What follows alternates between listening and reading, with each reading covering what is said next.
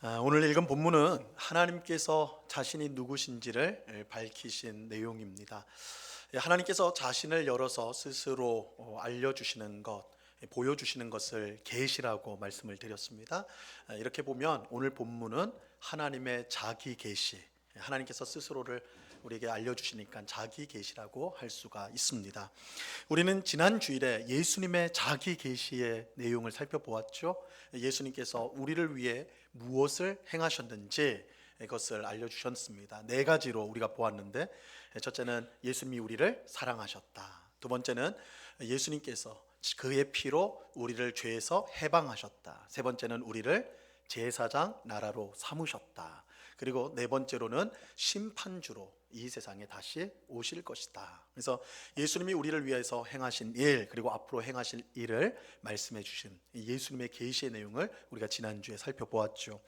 이 사도 요한은 예수님에 대한 계시를 기록하고 이렇게 곧바로 이어서 하나님의 계시, 하나님에 대한 말씀을 우리에게 지금 쓰고 있는 것입니다. 자, 이것은 요한계시록, 우리가 주일마다 지금 이제 살펴보고 있는 이 요한계시록의 핵심이 무엇인지를 우리에게 알려주고 있습니다. 우리가 오늘 읽은 본문 앞에 있는 1장 4절 말씀에 보면요, 이렇게 말씀하고 있습니다. 1장 2절 말씀이요. 1장 2절 같이 읽어봅니다. 시작.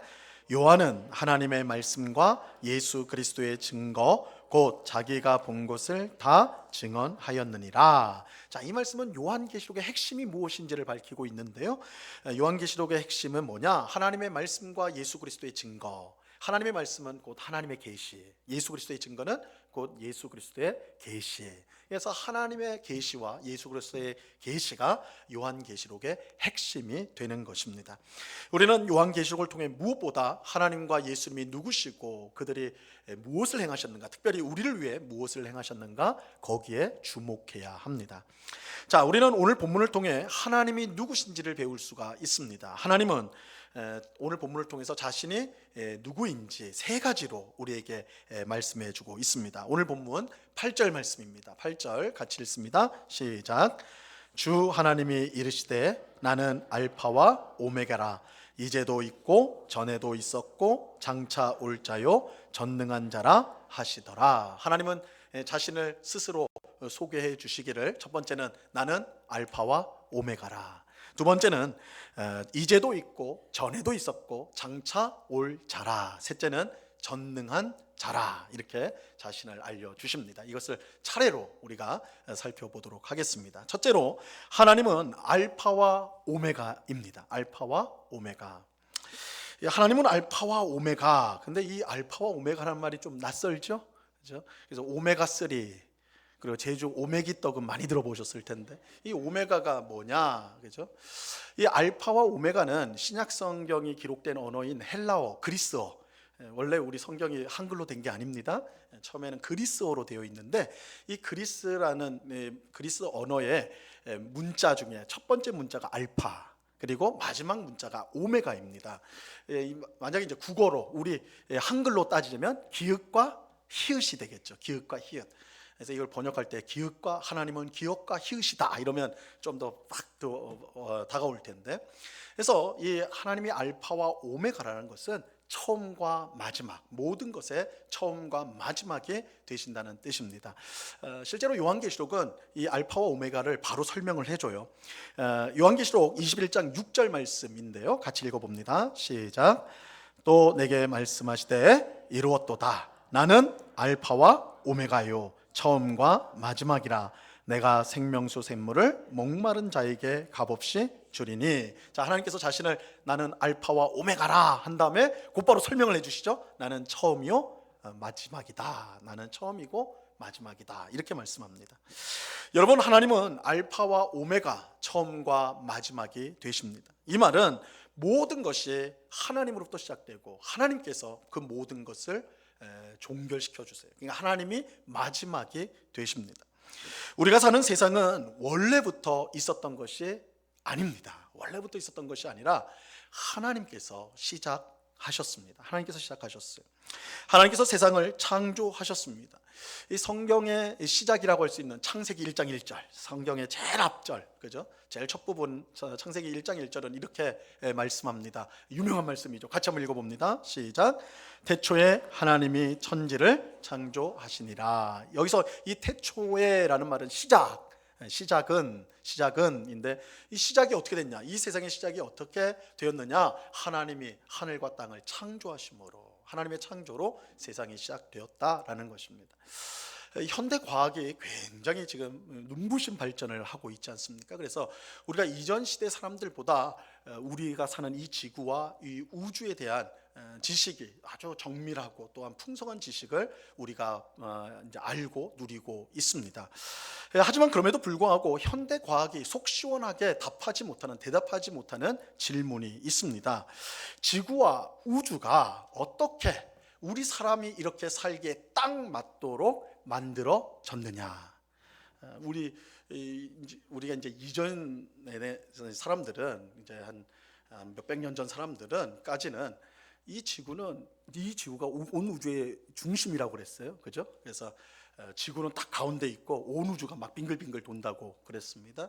그런데 이제 과학 기술이 발달하면서 우리 지구가 중심이 아니라 우리 지구는 태양을 주위를 도는 것이고, 이 태양조차도 또 우주 안에서 보면 아주 이제 작은 거에 불과하다, 뭐 이런 사실들이 이제 발견이 됐잖아요. 그래서 마치 우리 성경에서 말하는 거랑 많이 다른 것처럼 보이지만, 그럼에도 불구하고 남는 의문점이 있어요.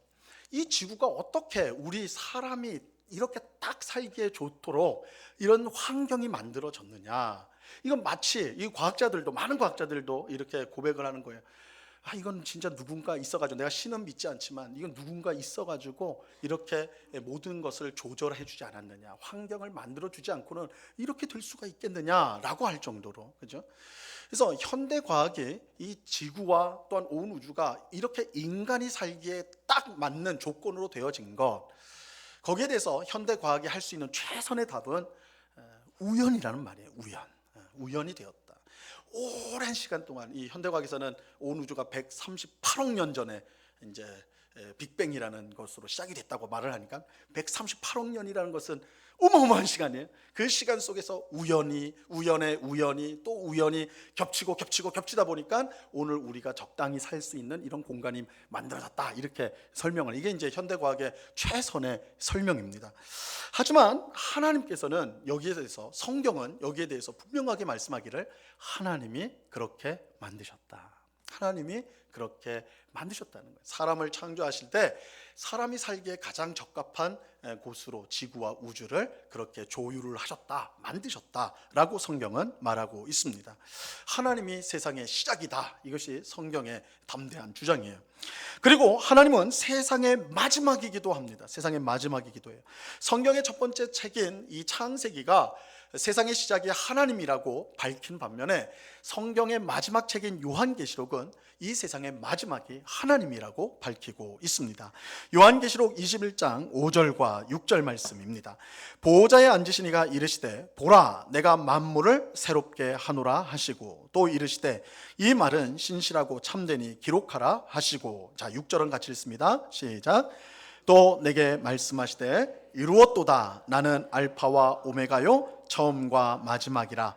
내가 생명수 샘물을 목마른 자에게 값없이 주리니. 보호자에 앉으신 이가, 여기서 요한계시록에서 하나님을 말할 때 보호자에 앉으신 이라고 자주 말을 해요. 그래서 하나님이신데, 하나님이 뭐라고 말씀하시냐면, 내가 만물을 새롭게 하노라. 그런 다음에 이루어졌도다 이렇게 말합니다.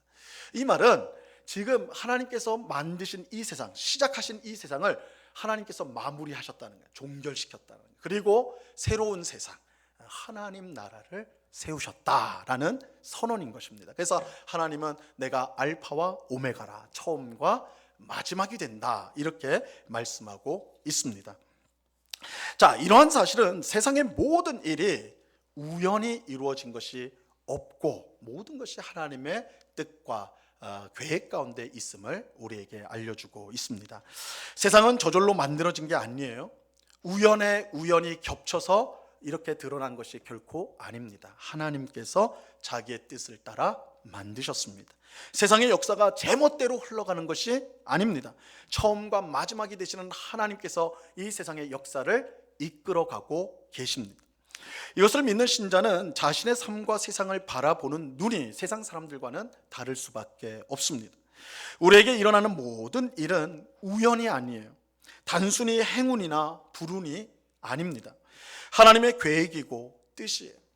자, 그렇다면 우리에게 기쁜 일이 생기면 우리는 어떻게 해야 될까요? 하나님 앞에 감사해야 되겠죠. 왜냐하면 이 기쁜 일이 그저 되어진 것이 아니라 하나님의 뜻과 계획 가운데 우리에게 주어졌기 때문에, 이루어졌기 때문에 우리는 감사해야 되는 것입니다. 반대로 어렵고 답답한 일, 고난이 올 때 우리는 어떻게 해야 하는 것일까요? 그저 내가 운이 없구나, 내가 내 삶이 그렇지 이렇게 불평하고 원망할 것이 아니라 이 또한 하나님의 뜻 가운데 이루어졌다라는 것을 생각해야 합니다.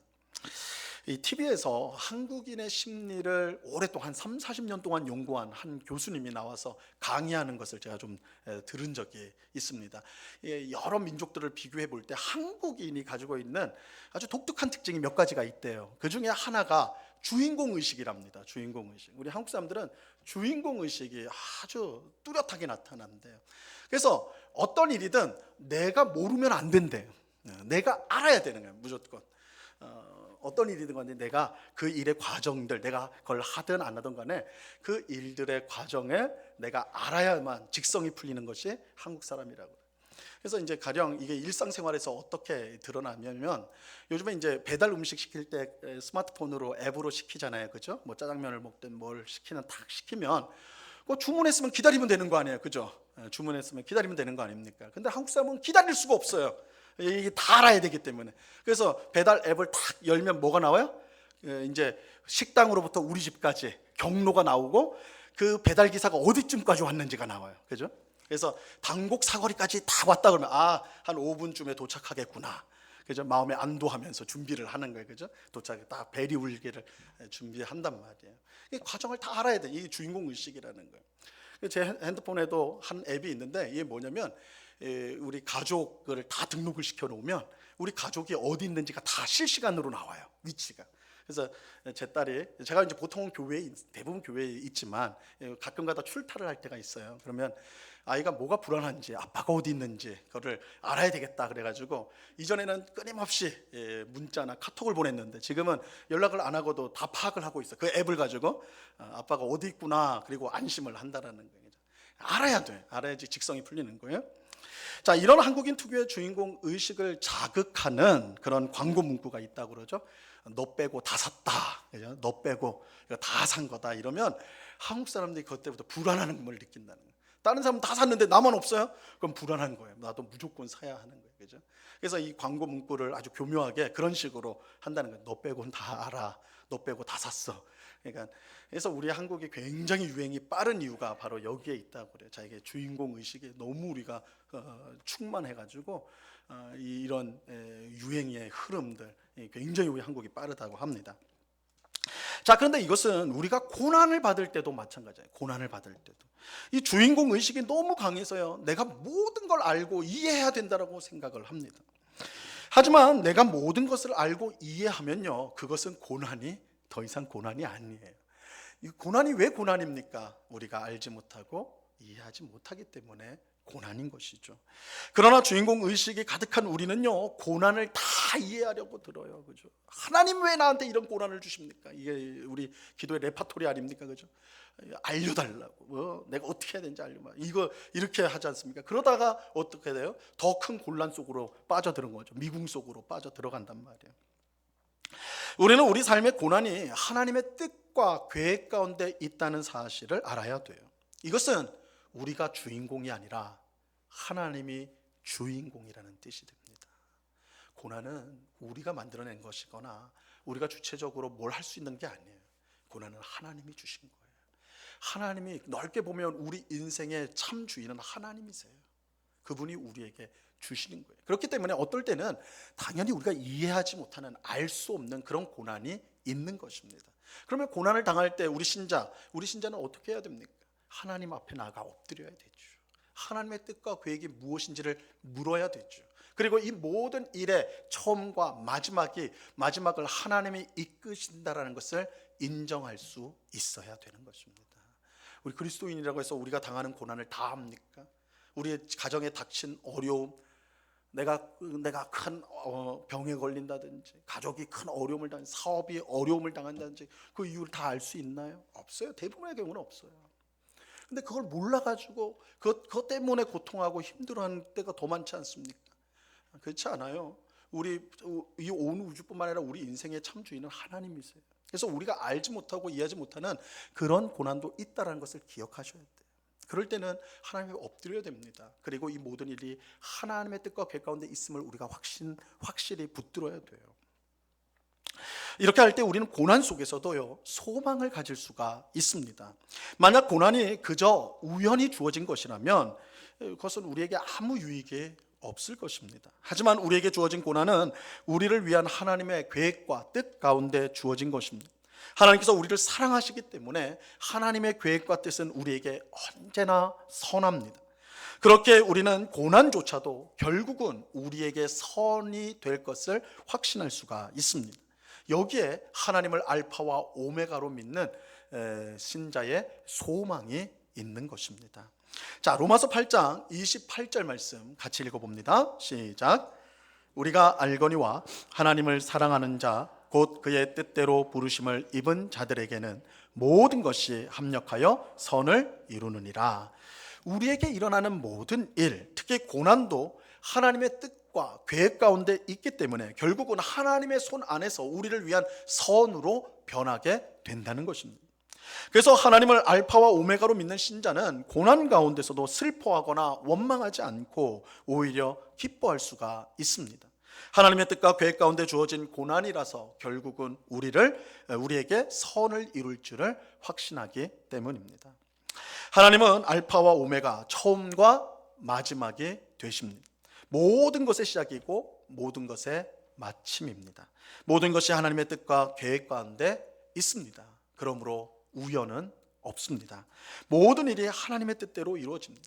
그런데 그 하나님의 뜻은 우리에게 언제나 하나님께서 우리를 사랑하시기 때문에 하나님의 뜻은 우리에게 언제나 선해요.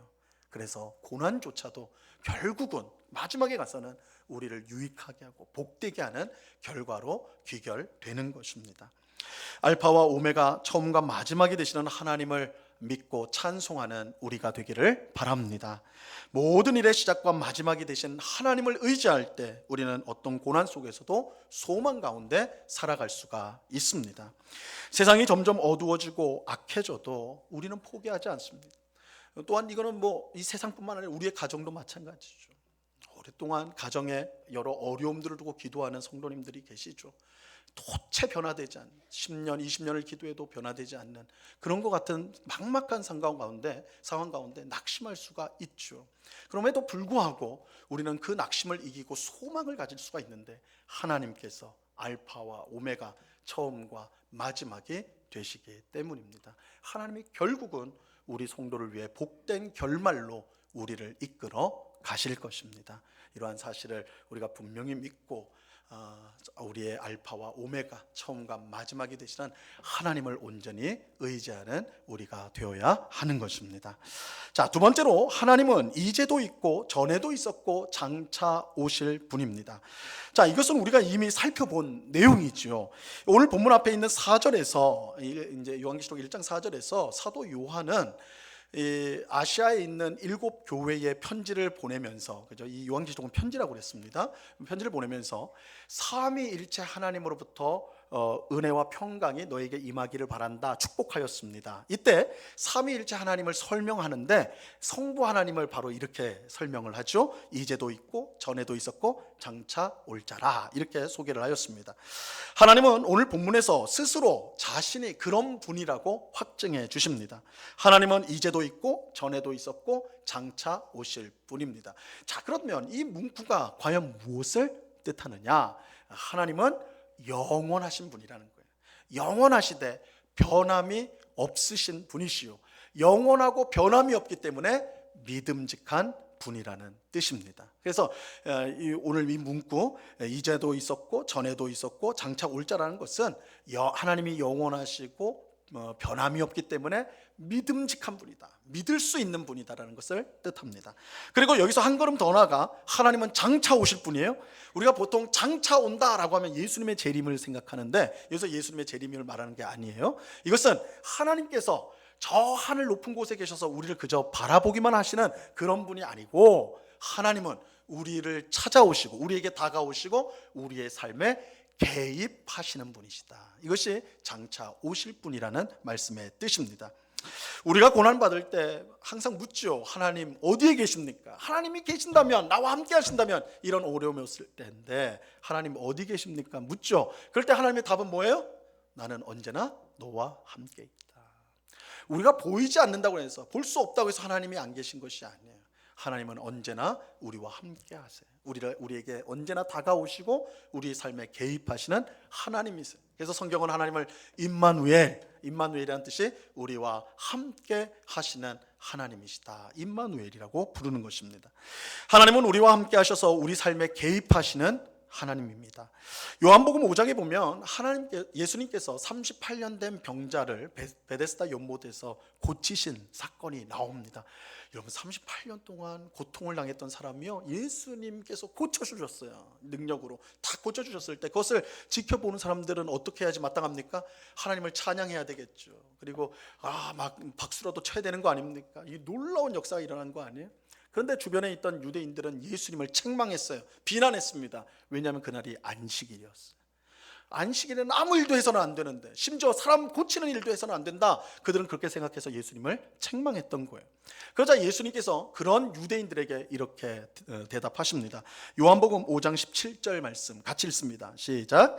예수께서 그들에게 이르시되 내 아버지께서 이제까지 일하시니 나도 일한다 하시매. 예수님께서 안식일에도 병자를 고치신 분명한 근거, 분명한 이유가 있었어요. 그것은 내 아버지도 일하시기 때문이에요.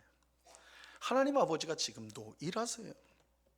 하나님은 세상을 창조한 후에 내가 할 일은 다 했다, 이렇게 뒤로 물러서신 분이 아닙니다. 하나님은 지금도 일하세요. 근데 무엇을 위해서 일하십니까? 자신의 영광을 위하여 우리를 구원하시는 일을 하십니다. 자신의 영광을 위하여 우리에게 주신 약속을 이루시는 일을 하세요. 이 성경에 있는 무수한 약속을 하나님은 지금도 자신의 영광을 위해 지키고 계세요. 그 일을 이루고 계신단 말이에요. 하나님은 자신의 영광을 위하여 우리를 지키시고 복되게 하는 일을 하고 계십니다. 하나님은 지금도 일하세요. 그러므로 우리의 기도는 절대 헛되지 않습니다. 하나님께서 우리에게 오시기 때문에 그렇습니다. 우리의 삶에 개입하시기 때문입니다. 바울과 실라가 감옥에서 찬송하고 기도할 때 지진을 일으켜서 옥문을 여시고 그들을 구원하셨던 것처럼, 하나님이 지금도 우리가 고난 가운데 찬송하고 기도할 때 우리를 묶고 있는 모든 문제로부터 우리를 구원해 주십니다. 로마 제국의 위협과 핍박 속에서 신자들을 지켜주셨던 하나님께서 마찬가지로 지금도 거친 세상의 폭풍 가운데 있는 우리를 안전하게 지켜주십니다. 성경에서 역사하셨던 하나님께서 똑같이 지금도 우리에게, 우리 삶 가운데 역사해 주시는 것입니다. 그러므로 우리는 하나님께 기도해야 됩니다. 물론 교회 와서 늘 기도하라는 말 듣지만, 근데 기도하는 게 정말 힘든 것 같아요. 그죠? 그런데 기도하십시오. 왜냐하면 하나님은 그 기도를 들으시고 기꺼이 우리에게 오셔서 우리 삶에 개입하시기 때문에 그렇습니다. 하나님은 지금도 우리의 기도를 들으시고 일하시는 하나님이세요. 우리의 기도는 헛되지 않습니다. 하나님은 그 기도를 통해 우리를 구원하시고 우리를 지키시고 우리를 복되게 하신 일을 계속해서 이루고 계십니다. 하나님이 우리와 함께 하시기에 우리가 두려워할 것은 아무것도 없습니다. 아무리 세상이 우리를 위협하고 세상의 짐이 무겁고 힘들어도 하나님이 우리와 함께 하시고 우리의 기도를 들어주심으로 결국 우리는 승리하게 될 것입니다. 이것을 굳게 믿는 오늘 우리 모두가 될 수 있기를 바랍니다.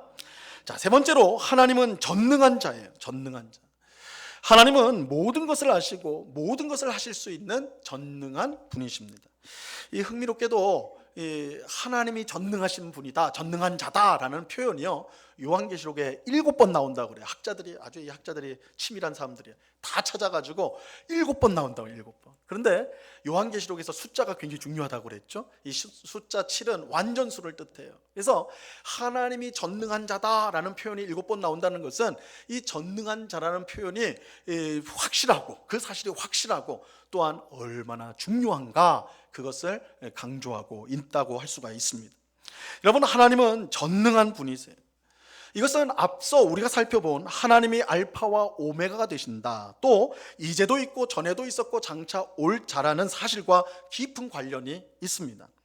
하나님께서 알파와 오메가로서 이 세상을 처음부터 끝까지 이끌어 가세요. 이것이 가능한 이유가 뭡니까? 하나님이 전능하신 분이기 때문에 그래요.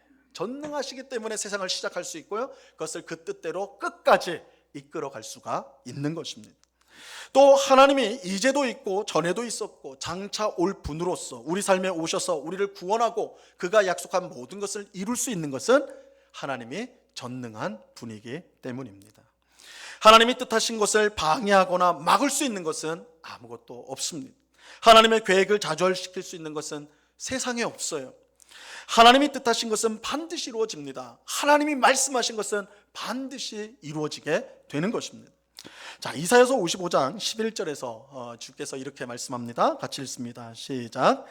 내 입에서 나가는 말도 이와 같이 헛되이 내게로 되돌아오지 아니하고 나의 기뻐하는 뜻을 이루며 내가 보낸 일에 형통함이니라. 하나님의 말씀은 모두 정확하게 이루어져요. 하나님이 전능하신 자이기 때문에 그렇습니다. 그러므로 우리 앞에 놓여 있는 현실이 아무리 압도적이라 할지라도 우리는 그것에 위축될 필요가 없습니다. 몸에 큰 병이 들고 마음의 병이 점점 깊어지고 큰 경제적인 어려움이 오고 자녀가 잘못된 길로 계속해서 나아가고 바라는 일들이 하나도 이루어지지 않을 때, 그야말로 절망이 내 삶을 완전히 덮은 것 같이 여겨지는 그런 현실 속에서도 우리는 담대할 수가 있단 말이에요. 왜냐하면 우리가 믿는 하나님은 전능하신 분이기 때문입니다. 우리는 다윗처럼 담대하게 고백할 수 있어야 합니다. 시편 27편 1절입니다. 우리 이 말씀 같이 고백합니다. 시작. 여호와는 나의 빛이요 나의 구원이시니 내가 누구를 두려워하리요. 여호와는 내 생명의 능력이시니 내가 누구를 무서워하리요. 우리가 믿는 하나님은 전능하신 분이세요. 그분은 모든 것을 아실 뿐만 아니라 모든 것을 그 뜻대로 행하실 수가 있습니다. 그렇게 그 어떤 것도 우리를 해칠 수가 없어요. 하나님이 사랑하시는 신자를 해치거나 무너뜨릴 수 있는 것은 이 세상에 아무것도 없습니다. 우리가 아무리 깊은 수렁에 빠졌다 할지라도 전능하신 하나님께서 우리를 건져서 단단한 반석 위에 세워 주실 것입니다. 그러므로 우리는 전능하신 하나님을 의지해야 됩니다. 내 힘과 능력은 부족할지라도 하나님께서 전능하시기 때문에 우리의 삶은 평안할 수가 있습니다.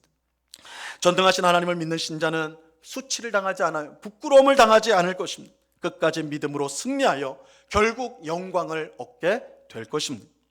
전능하신 하나님을 믿고 의지하는 우리가 되기를 바랍니다.